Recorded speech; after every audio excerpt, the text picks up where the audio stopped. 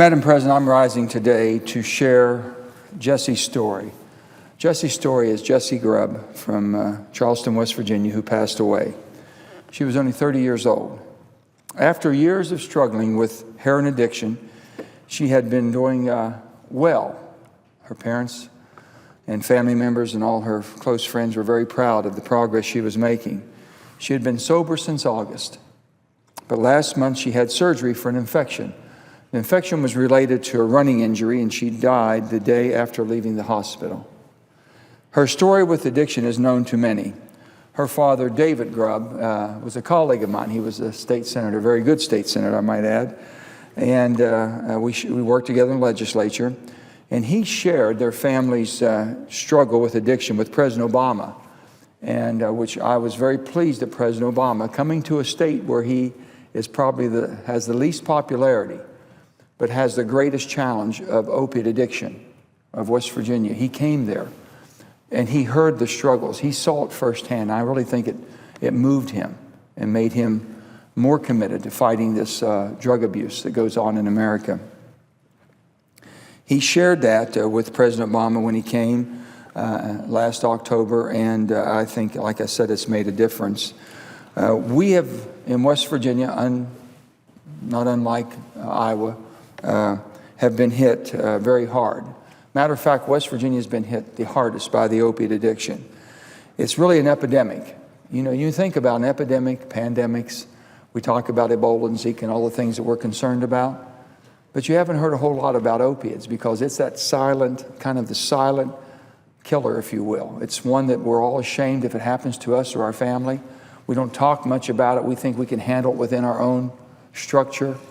And it's an epidemic, and there's not a person in the country that I say that doesn't know someone in their immediate or extended family that hasn't been affected. That's the epidemic, and it's something that we have got to cure.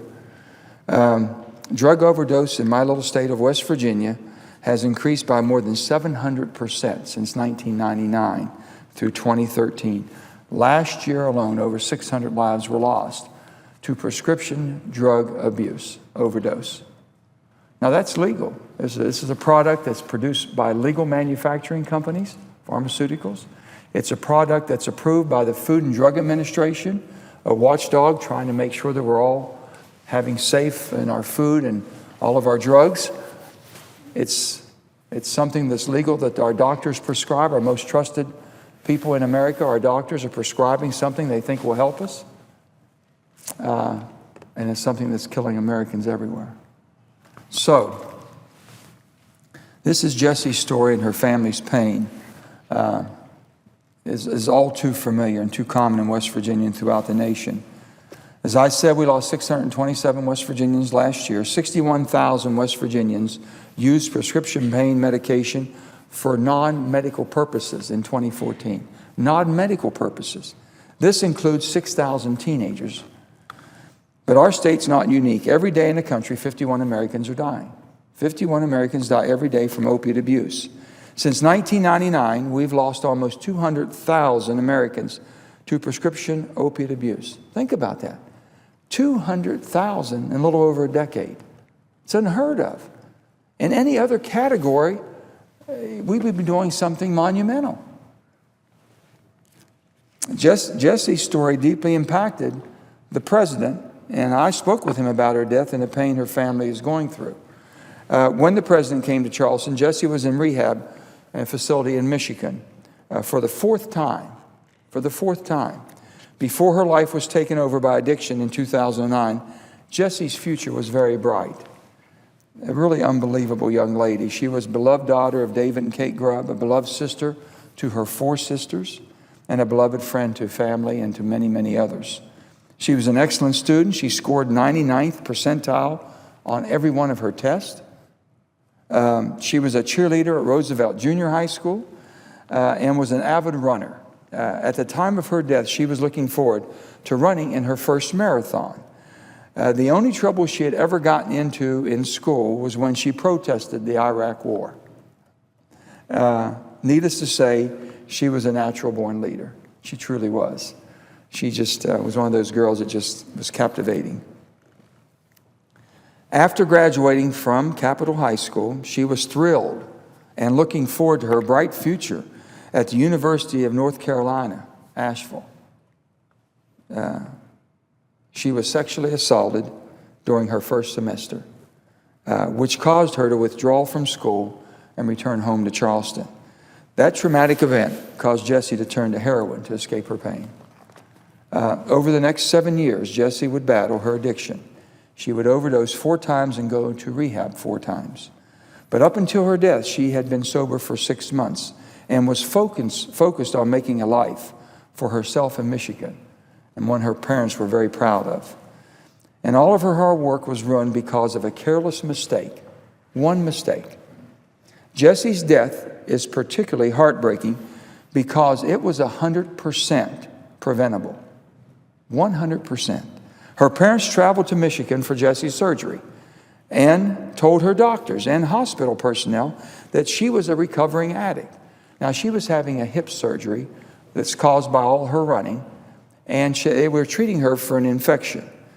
However, after her surgery, the discharging doctor, who said he didn't know that she was a recovering addict, sent her home with a prescription for 50 Oxycontin pills.